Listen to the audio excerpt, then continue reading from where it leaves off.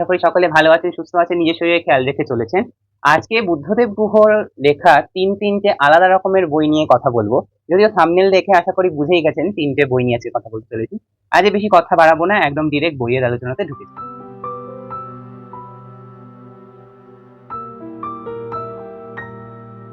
প্রথম বই হচ্ছে বুদ্ধদেব গুহর পঞ্চম প্রবাস। এর আগে আমি বুদ্ধদেব গুহর লিখে যাওয়া এর আগে আমি বুদ্ধদেব গুহর প্রথম প্রবাস বইটা শর্টসের মাধ্যমে আলোচনা করে রেখেছি। আপনারা না দেখে থাকলে আমি ডেসক্রিপশন বক্সে লিঙ্কটা দিয়ে দেবো।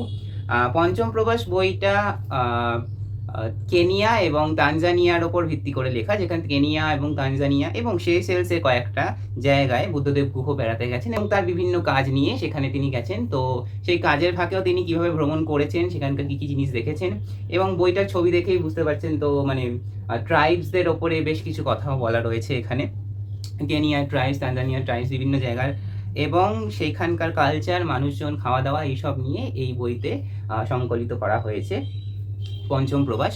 বইটা দেশ পাবলিশিং থেকে প্রকাশিত হয় এবং এর মুদ্রিত মূল্য রয়েছে 60 টাকা। পঞ্চম প্রবাস হার্ড কভার বাইন্ডিং বই আছে এবং এর পৃষ্ঠা সংখ্যা রয়েছে 112টা। আমি একটা সিটিংয়ের মধ্যে কমপ্লিট করে ফেলেছি বইটাকে, মোটামুটি একটা সিটিংয়ের মধ্যে কমপ্লিট হয়ে যায়। 112 পাতা খুব একটা বড় বইও নয়। আর বইটার কাহিনী, ঘটনা, যেহেতু এটা নন ফিকশন বই, ভ্রমণ কাহিনী ধরনের, তো আমার খারাপ লাগেনি। প্রথম প্রবাস বইটা আমার এর থেকে বেশি ভালো লেগেছিল, কারণ ওখানে ইউরোপ যাত্রার বিভিন্ন বর্ণনা ছিল। নেক্সট বই হচ্ছে বুদ্ধদেব গুহরই লেখা পরদেশিয়া। বারবার বলছি কেন বুদ্ধদেব গুহর লেখা, পরদেশিয়া। তো পরদেশিয়াও দেশ পাবলিশিং থেকে প্রকাশিত হার্ড কভার বাইন্ডিং বই এবং এর মুদ্রিত মূল্য রয়েছে 130 টাকা।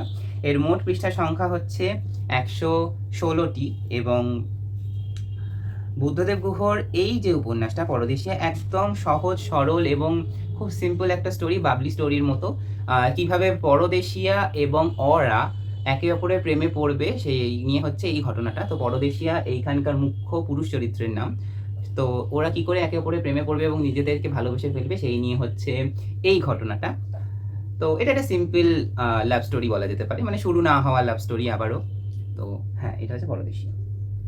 লাস্ট বই হচ্ছে বুদ্ধদেব গুহর লেখা চম্পাঝরণ। এই বইটা পারুল প্রকাশনী থেকে প্রকাশিত। এর মুদ্রিত মূল্য 150 টাকা এবং পৃষ্ঠা সংখ্যা সবচেয়ে কম এই তিনটে বইয়ের মধ্যে, 64টা।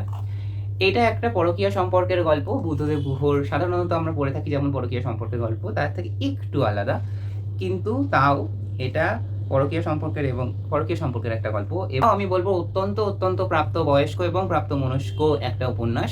20 বছরের নিচে তাও বলবো যারা আছেন তারা এই বইটা থেকে দূরে থাকবেন। আর এই বইটা পরকীয়া সম্পর্কের হওয়ার দরুন এর মধ্যে বিভিন্ন শারীরিক বর্ণনাও রয়েছে। তো সেই কারণে আমি বলবো যে এই বইটা মোটামুটি 23-24 বছরের পরে গিয়ে পড়লে ঠিক থাকবে।